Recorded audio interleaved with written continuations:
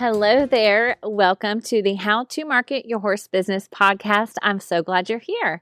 My name is Denise Alvarez. I get to serve as your host each week here on the podcast, and I also get to serve you through my business, Storm Lily Marketing, where I help horse business owners like yourself convert your website visitors into your customers. And we do that through coaching, through website design and content, and through email marketing strategy, and also through my monthly membership, Social Stride. And you can learn all about those things, of course, on my website, stormlilymarketing.com. But we are here on the podcast today because I love to bring you step-by-step strategies and basic how-tos so that you can market your horse business well and so that you can be out doing more of what you really love to do. So I'm so glad you're here today because we have a new guest on the podcast that I am excited for you to meet. This was my first time meeting her as well, but I had heard about her before through her social media and online presence, and so I bet many of you have heard of her as well. So Piper Klemm, PhD, is my guest today. She is the publisher and editor-in-chief of The Plaid Horse, which is an industry publication, and specifically they focus on the hunter-jumper sport, but as you will hear her talk about, they do some other things and speak into some other disciplines as well.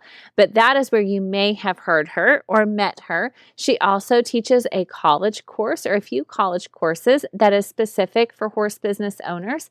And so I will be sure, of course, and link to all things Piper in the show notes of this episode, which will be stormlily.com/41.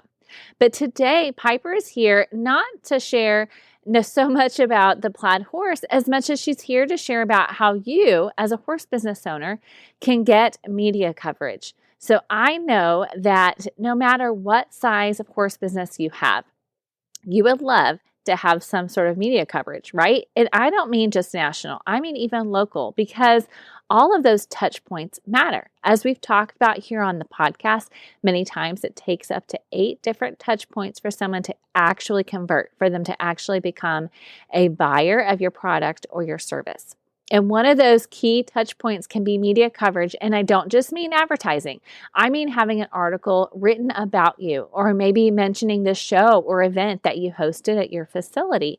And so Piper is here to share some specific ways that you can go about getting that all-important media coverage for your horse business. So I hope you will lean in and come in with me to meet Piper Klemm.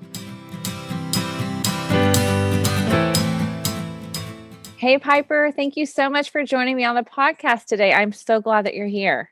Thank you for having me on.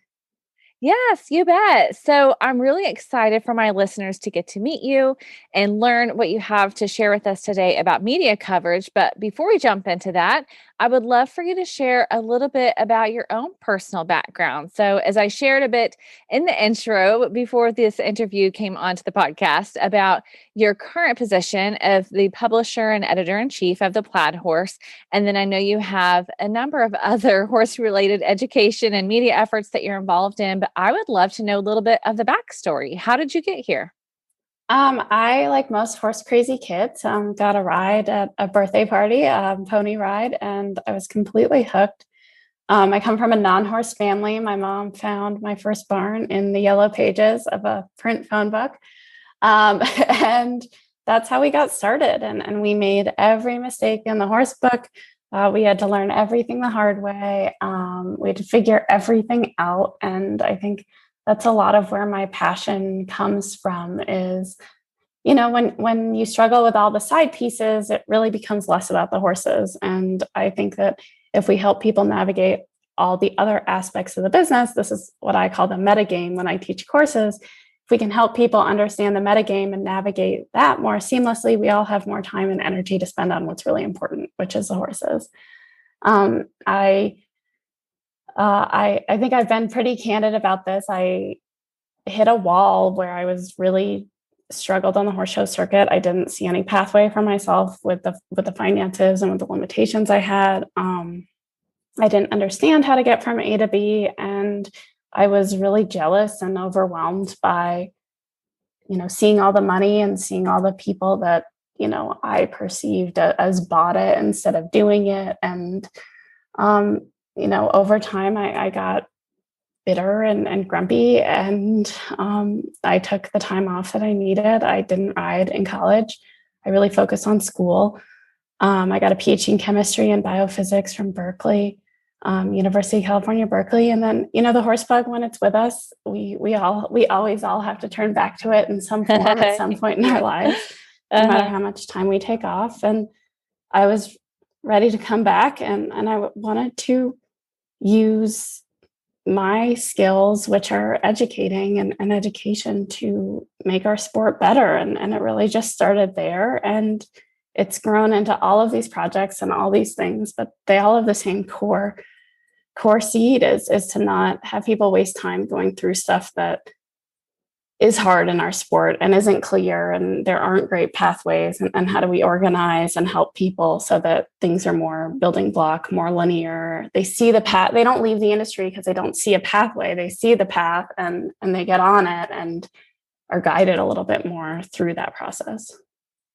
Awesome. So when you say our sport, for my listeners, I have a variety of disciplines and sports represented. So tell me a little bit more about the discipline and sport that you're involved in. We focus on hunter jumper for sure. I show in the hunters myself. That's kind of the side of things. But I believe that our sport is really all of us. I think we all are siloed by so many factors. That's just not necessary. We're all here for the same reasons. We all love horses. We all have so much to learn from each other. So yes, the Plaid horse is really focused on the hunter jumper sport. That's what I personally love to do with my time. I love pony hunters. I own a lot of pony hunters. I love to be at the pony rings in my free time, which, if anyone wants a key to burnout, it's to have your free time be also spent at the same place where you spend your job. But I do believe that we're all in this together. We have people of all disciplines taking my college credit courses, people of all age groups. We're all here because we love horses. We can all navigate this a little bit better. And I think we can all understand what's going on. And while the certain principles and specific examples of what we're doing change discipline to discipline, the fundamentals are really the same when we talk about risk and investment and a portfolio. And your Western rider's portfolio is going to look a little different, but they're struggling with the same concepts and risk assessments that I am with my hunter jumper portfolio of horses. So I don't think the barriers are there as much as we all get sucked into making them sometimes. I think that we're all a community, and I hope to make everyone feel welcome. We've had plenty of articles on the Plaid horse of what hunter riders can learn from event riders. If you listen to all the great horsemen, they've watched all the other sports and have learned from them and are utilizing that. And that's part of why they're successful in their sport. Yeah, that is so true. The cross discipline and just being open to learning, right? And not staying in the one lane, because we can definitely all be learning from each other. So absolutely. Absolutely. So we're talking today about media coverage. So share with me a little bit more about your experience or your background so that my listeners can understand why you're here sharing some ideas about how they can get media coverage for their own horse business.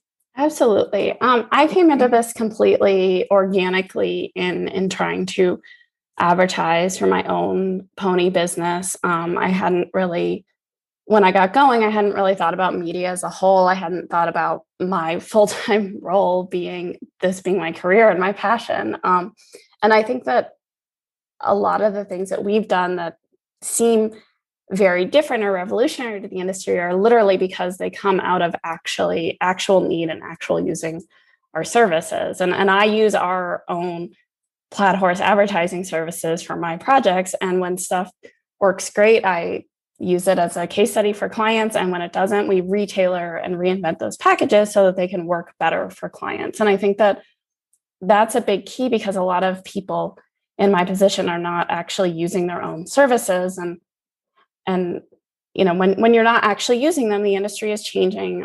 We're in a record change cycle, for media. Things are seemingly shifting on a daily basis. So, having that stuff and knowing what works right to the moment right now is so important.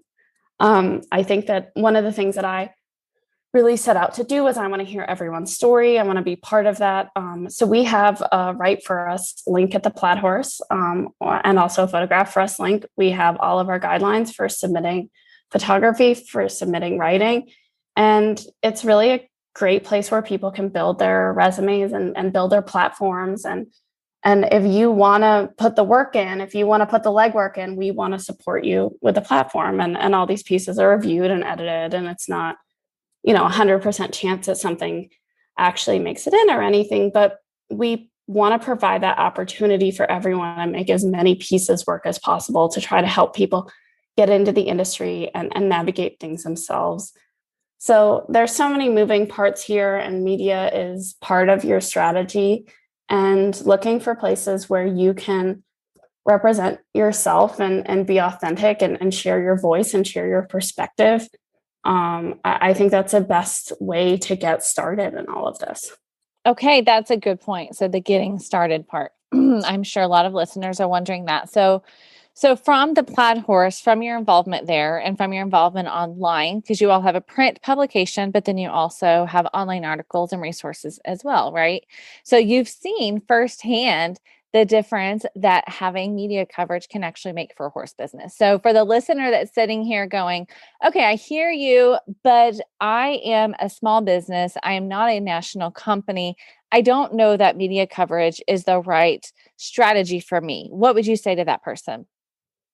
Media coverage can literally mean anything. And so if you are very specifically a local business, getting involved in your local media, gets more people out to the barn and becomes involved in that. And I think that that's one of the hardest things about media is what you touched on, is figuring out what makes sense for you and who your market is, and doing all those things. And so there's everything from like local online advertising, even putting a flyer up in your local tack store is equestrian media marketing. It's thinking about everything through this lens and what your budget is and how to allocate that, and your own personal social media and all of these different factors. And it's so complicated right now. And I think that's a challenge. But what you said is exactly right. I think step one is thinking about what your goals are and what your ideal customer is and who you're trying to attract with this advertising. And we get advertising all the way from parents who want their children to have more national recognition before they go on the college hunt, for example. So their goals are going to be very different from a barn owner, whose goals are going to be very different from maybe a trainer that has more national aspirations, even though a lot of their clients are currently at the local level, or a breeder. And the horse business is hard because by and large, it's statistics of small numbers. The market is not always rational. And so you're trying to attract people. And when you're in the horse sales business, a big sale or two can change your whole year on your business. And any number of factors can go into making that happen or not happen. So it's about getting enough interest in and enough attraction in, and really identifying the pros and cons of your business, what you really have to offer, and who your ideal customer is, and then narrowing down your media options from, where is my time best spent? Is it best spent finding a pipeline? What I found a lot of people who might be in the middle of nowhere do, where there might not be a lot of horse shows or might not be a lot of options, but the benefit of their business is that they can have a more inexpensive training business, making up horses. Maybe they have local horse shows that are less expensive to go to. Them putting their time into having a really great relationship with a show barn that's close to horse shows, that has a lot of clients, that can be a pipeline for selling their horses out of the middle of nowhere where no one's going to come look at them. That can sometimes be a better use of time than them trying to make their own media presence, or figuring out those partnerships and the collaborations that get your business to where they need to go, instead of being alone and secluded and by yourself and panicking that it's so much work. Yeah, no, that's a really, really good point. Evaluating those partnerships.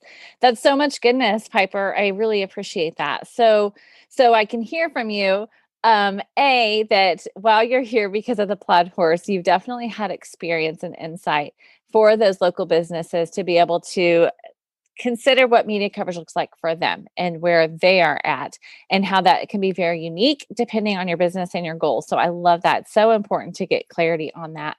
So in that case, partnerships is definitely, networking is definitely one. But are there some other specific tips and strategies that you would advise or coach horse business owners to utilize in order for them to get media coverage? So say that I have a listener that's going, okay, I hear you, and I send press releases. I have a relationship with my local newspaper, that type of thing. But further than that, what are some tips and strategies that you would advise people to do because they're wanting some media coverage for their business? I think a big thing is look at the publications and the outlets you want to be part of and what's useful to them. So, for example, if you go to a horse show and we cover everything in the magazine, we have photo pages from all kinds of Western events and dressage and eventing and everything you can think of. We have photo pages in the magazine for. If you go to that and you send me pictures of like all your horses, I might be like, that kind of looks like an ad that you should pay for and not a photo page. But if you go in and say, okay, what's beneficial to the magazine? Oh, coverage of this event with different people, and maybe spend an hour at the horse show taking pictures of all kinds of other people that are part of your barn and part of your organization and send them all in together and say, here's my photo page from this, and it includes your stuff, but also has other things. Then you're providing value on both sides of the equation, and you have moved the equation from, oh, can I have stuff, to let's make a situation that works for both of us. And that comes back to the collaboration thing earlier, is finding what collaborations make sense for your business. Because, we get a ton of press releases that are just ads, and like, we're not very unless you're on a paid package, we're not incentivized to put up an ad for you for free. So it's figuring out your budget in a way that makes sense. It's making the strategic alliances and buying media strategically so that you get in your packages what you're looking for. If you want all those press releases posted all year, like, make sure that that's part of your negotiation, and you speak up and you ask for what you want. And understand, it goes back to understanding what would be helpful to your business, and then making sure you get all of those things in the deals you negotiate. A lot of media is literally spending the time and being disciplined after the horse shows, actually making sure you submit stuff to the local newspaper, actually making sure that you get these results, and having a list of publications and what and how they want to receive information after an event or something that goes on. Another thing you can do is just simply ask, how can we create value for you? And that might be, passing out the magazine at an upcoming horse show at your barn or something like that. I think really thinking about the other person and what their incentives are in every situation in the horse world will always help you get further and get what you want done. And maybe offering to do more actual coverage of a horse show in exchange for something. I mean, there's so many ways to go about this, and I think a lot of groups are really open to having a discussion. They're open to doing things that work beneficially for both parties. So I think really taking the time to think about what the other person might want out of this, instead of expecting or demanding stuff for free, basically, or demanding extras in your package. Say, hey, we're doing this quarter page ad package for the year with you. Could we also maybe get all of our press releases posted if we, pass out magazines at our horse show, something like that, and start a discussion and listen to the other side and listen to what they want and be part of that. That's so good. I think one of the things you said reminds me of something we've talked about on this podcast, which is serving, right? I talk a lot about using social media and email marketing to serve before you sell. And I think what you're saying here is very much the same thing. Before you call somebody up and ask for all these things, look at how you can come from a place of service. and the examples that you have given are great, because I know some horse business owners may be listening and saying, well, I don't know what I would have to offer them, but what you said is great. So maybe it is, giving magazines out, having a place available, having a booth available, depending on what that media is. If you do emails and you're in email marketing as a horse business owner, that can be another way that you can give some mentions. And so look at it from a place of service and how it could be a win-win for both of you. So if you're saying I could really benefit, my business could really benefit from being in XYZ magazine or XYZ, this online outlet, then be proactive. Don't expect them to come to you, but send in an email, send in an inquiry and just say, what would it take, or even coming to them with an idea, right? So I don't know specifically about the plaid horse. If you all you said you take writing entries. So maybe we can coming to put that in the show somebody. notes. Yeah. The link Okay. to that in the show Perfect. notes. Yep. Okay. Perfect. So coming to people with an idea and saying, hey, I have, my special skill is this, right? And I would love to teach your readership about that. Well, then yes, it's a win-win because you're getting a little bit of coverage, but you're also coming from a place of how can you serve that audience? And so no matter what industry it is, I think those absolutely apply. I would love for you to speak more about the media packages. So for those who are listening and just starting out, kind of, if you would just kind of break that down. What does that look like for somebody that calls up a publication and says, okay, I want to start advertising? And you're kind of walking them through that process. What does that look like? For sure. So I can really only speak to the plaid horse here, but what we do is we try to really learn about what the goals of your business are. We have so many options in today's world that they are truly overwhelming because we have so much digital, we have print, we have editorials, we have sidebar ads, we have podcasts. It's a lot. So if we understand your business, we know our business really well, and we can tailor the choices to what makes sense for you. Generally, we discuss budget a little bit up front. Doing one thing once is never going to have the impact that you want. You need a plan. If you're truly treating this like a lot of people do one-off ads, but if you're truly treating this like a business you want to grow, and that plan can be one ad once a year, but it needs to be part of a plan and part of something cohesive, and understanding the expectations of how much that plan will grow. So the people doing one ad once a year are generally like our stallion owners, our pony owners in the pony issue. So we have stuff like that, and your business doesn't grow in a year, but over time, people read that issue and see you in every issue, every pony issue once a year, and really start to connect with your business as very pony focused. So that's kind of the slow burn. And then we have different packages, but if you're trying to blow your business up, I really encourage something that's very consistent, very methodical throughout the year. If you're trying to tailor to some sort of launch, we work, you say, oh, we're launching this September 1st. We work backwards with you and say, okay, here's what you should be doing in the July issue. Here's what you should be doing in the August issue. And then boom, September 1st. So really kind of explaining to us what your big deadlines are, what you're looking to get out of this business. And we've worked with a lot of companies in every sector. So we can say, this has been really successful for other supplement companies. Breech companies really like this particular thing. And so we can work with your horse show schedule, and everything should be complementary and fit in together. Generally, we have proposals in a number of different budgets based on whatever you tell us. If you're working with a publication, and generally there's going to be some sort of discount to paying up front. But if that doesn't work for you, just communicate. Just say, I need to make monthly payments. I need to make quarterly payments.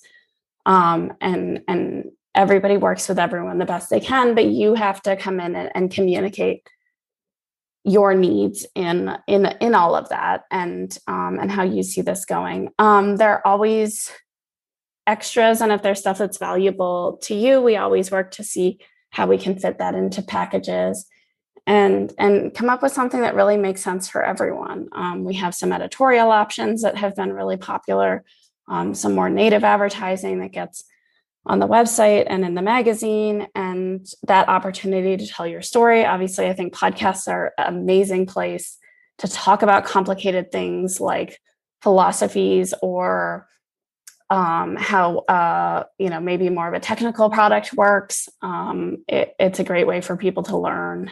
I love that. And I'm 100% sure that other listeners that are in different industries where their target market is in a different publication, I am sure that publication sees it very much the same way as you do, which is it's a partnership and you want it to be a win. So just as much as you are selling a service of an ad, this horse business owner, it's a partnership between the two of you. You want it to be a win for them and you want it to be a building relationship. So I would just encourage you as listeners to look at where it is that you are hanging out online or hanging out in a print publication and see if that would be a fit for you. And if it is, then go to the front of the magazine, go to the back of the magazine, look at where the opportunity is to reach out for advertising and potential editorials and whatever that might be.